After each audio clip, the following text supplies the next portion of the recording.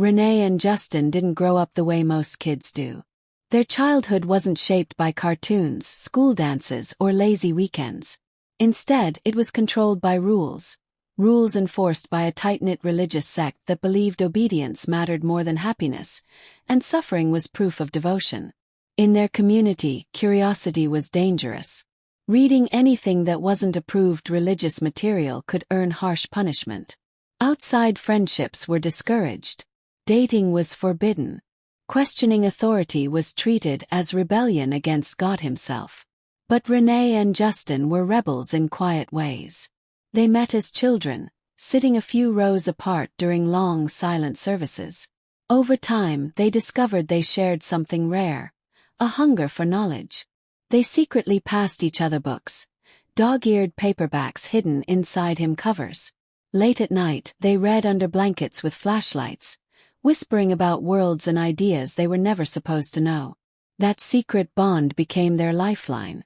By high school, their friendship had grown into something deeper. They were careful, terrified of being caught, but eventually someone noticed. When their families found out, the fallout was explosive. Their parents didn't see young love. They saw sin. In what they called a corrective decision, both families forced Justin and Renee into marriage immediately after graduation. The logic was twisted but firm. If they were bound together under God, temptation would be controlled. Instead, it did the opposite. Marriage didn't break them, it unified them. Living under the same roof gave them space to plan. For 2 years, they played the roles expected of them while quietly preparing their escape. They opened a secret bank account. Each paycheck from family businesses was skimmed by tiny amounts, just enough to go unnoticed. When they turned 20, they finally had enough. One night, without saying goodbye, they packed everything that could fit into their car and drove across the country. No forwarding address. No explanations. Just freedom. Once they were safe, the truth came out. They never wanted to be married. The marriage had been a cage, not a promise. So they divorced, peacefully, mutually, without drama. But they didn't separate. Instead, they became something harder to explain. Roommates, family, survivors bound by shared trauma. They lived together for a while, figuring out adulthood on their own terms. Eventually, they dated other people. Some partners didn't understand the closeness between them, but most did. They weren't romantic anymore, but they were inseparable in a different way. Their families, however, never let go. Members of their former community began showing up unannounced. Letters arrived. Phone calls came at all hours. There were moments when Renee and Justin were certain someone was trying to access their identities or financial records. Thankfully, they had already frozen their credit, stopping any real damage. Still, the harassment never fully stopped.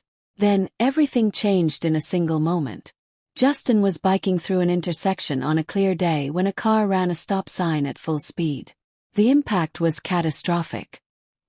He was thrown from his bike and rushed to the hospital in critical condition. Renee was listed as his emergency contact. When the call came, she collapsed. Friends rushed her to the hospital, where doctors admitted Justin directly into the ICU. He was alive but barely responsive. He drifted in and out of consciousness, unable to recognize faces. Heavy medication clouded his mind. Renee stayed as long as they would allow, convinced something was terribly wrong. She sobbed uncontrollably, whispering apologies to a man who couldn't hear her. At first, the doctors were cautiously optimistic. Then, 14 hours after the accident, everything took a terrifying turn. Justin's family arrived. No one knew how they found out. Security escorted Renee and her friends out of the ICU. As his ex-wife, she had no legal authority anymore. His parents, uncles, and grandfather claimed control immediately. Renee screamed. She begged. She warned everyone that this wasn't safe. No one listened. And that mistake would nearly cost Justin his life. Renee was certain of one thing. If Justin stayed in his family's hands, he would not survive. And next, she would do something so extreme that it would permanently destroy their power over him. Once Justin's family took over the ICU, the atmosphere shifted instantly. Renee felt it the moment security guided her away. The hallway seemed colder, quieter, like the building itself had turned against her. She stood there shaking, watching the doors close, knowing, deep in her bones, that something was wrong. At first, her friends tried to calm her down. Justin's family might be extreme, sure, but they were still his parents. Surely they wouldn't hurt their own son. Renee snapped. She told them things she'd never fully explained before. About how pain was viewed as holy in their former religious order. About how suffering was framed as divine correction. About how leaving the faith wasn't just betrayal. It was an offense that required punishment. According to the teachings they were raised with, Renee and Justin deserved everything bad that ever happened to them. Illness, injury. Those weren't tragedies. They were messages from God.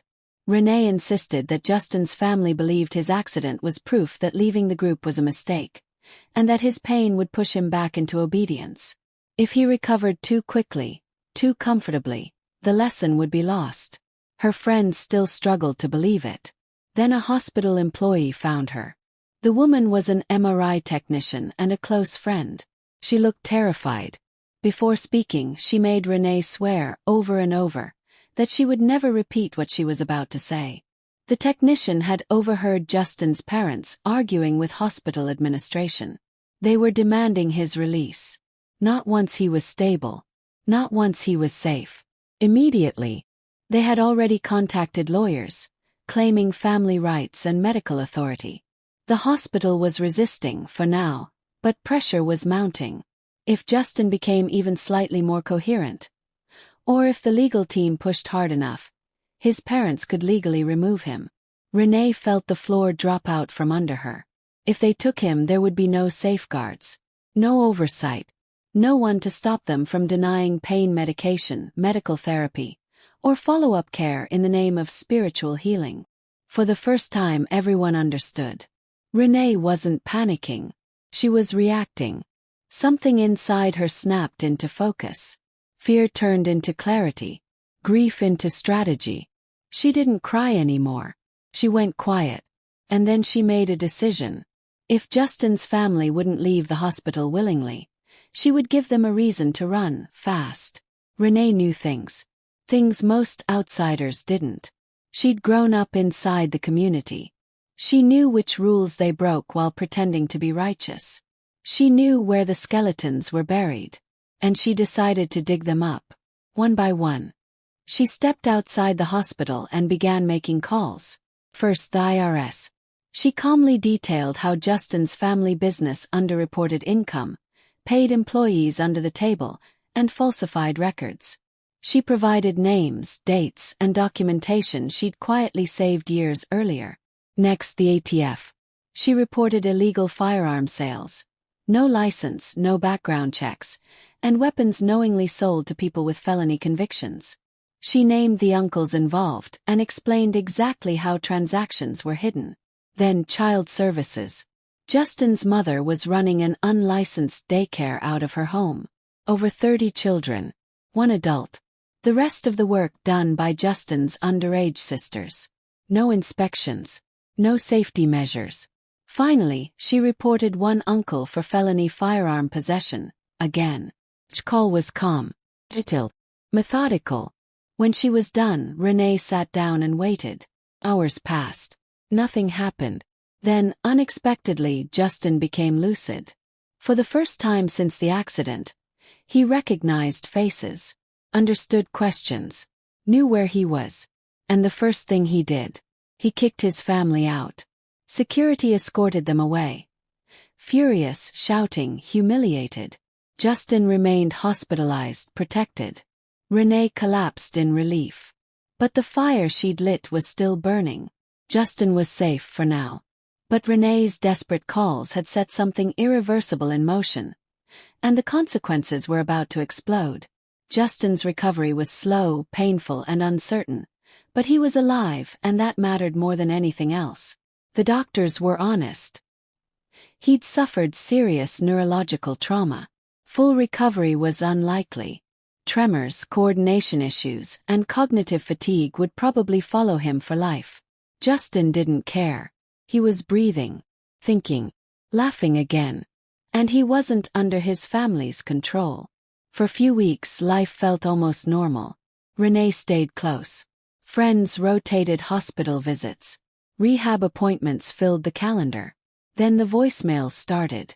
Angry ones, panicked ones, screaming ones. Justin's family business was under federal investigation. The IRS audit alone froze their accounts. Shortly after, law enforcement began probing illegal firearms sales. Then the daycare was shut down. Inspectors showed up unannounced. Parents were notified. CPS launched formal investigations into multiple households. At first, Renee felt sick with guilt. Then she remembered the ICU. She remembered lawyers being called while Justin couldn't even speak. And the guilt disappeared. Within a year, the fallout was massive. The family business collapsed. One uncle was sentenced to 5 years in prison for firearm possession. The daycare never reopened. CPS scrutiny forced changes, even if no permanent removals occurred. Most importantly, Justin's younger siblings were finally sent to school consistently. Justin rebuilt his life piece by piece. The tremors never went away, but he adapted. He worked full-time. He cycled again. He lived. Renee moved on too. She found love, real love, and later married in a small, joyful ceremony officiated by Justin himself. But the harassment never fully stopped. New phone numbers were discovered within days. New addresses were somehow known almost immediately. Members of the old religious group appeared without warning. No spyware was found. No account breaches. No obvious leaks. It remained a mystery. And then something unexpected happened. Justin received a message from his youngest sister. She had turned 18 and she wanted out. Justin thought escaping had saved him. He hadn't realized it would turn him into a lifeline for everyone else still trapped inside. Justin didn't hesitate. He bought his sister a plane ticket that same night. She left while their parents were out, carrying only essentials and fear. She stayed with Justin, enrolled in college, and finally slept without anxiety for the first time in her life. She wasn't the last. A 19-year-old boy, connected through her, reached out next. Justin helped again. Friends stepped in. Jobs were found. Rooms were shared. Freedom multiplied.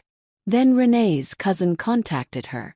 The cousin was older, married, still deeply religious, and terrified. Her husband had become violent. Her family told her to pray harder, commit more, get pregnant. She believed she was going to die. Renee helped her escape too. It wasn't easy. The cousin was homophobic, judgmental, conflicted. Renee stayed patient anyway, because survival came first. Justin and Renee had escaped a cult. Now, without meaning to, they were dismantling it. One person at a time. Despite precautions, the families kept finding them. Every move, every number change. No digital trail explained it. Strangely, not everyone was targeted equally. Justin's sister remained untouched. Others weren't so lucky. The pattern never made sense. Still, the chosen family grew stronger. Lives stabilized. Futures opened. Justin accepted his limitations and refused to be defined by them. Renee learned that healing wasn't linear. And the cult, it was losing members. Quietly. They still don't know how they're being tracked. But what they do know is this. The cult is bleeding people it can't replace. Justin will never be exactly who he was before the accident. But he's happy. He works. He bikes. He loves. Renee built a life rooted in choice, not fear. Their families remain distant threats, but powerless ones. And somewhere out there more messages wait. More quiet pleas for help. Justin and Renee are ready. They escaped. They survived. And without ever intending to, they became the proof that leaving doesn't lead to ruin. It leads to life.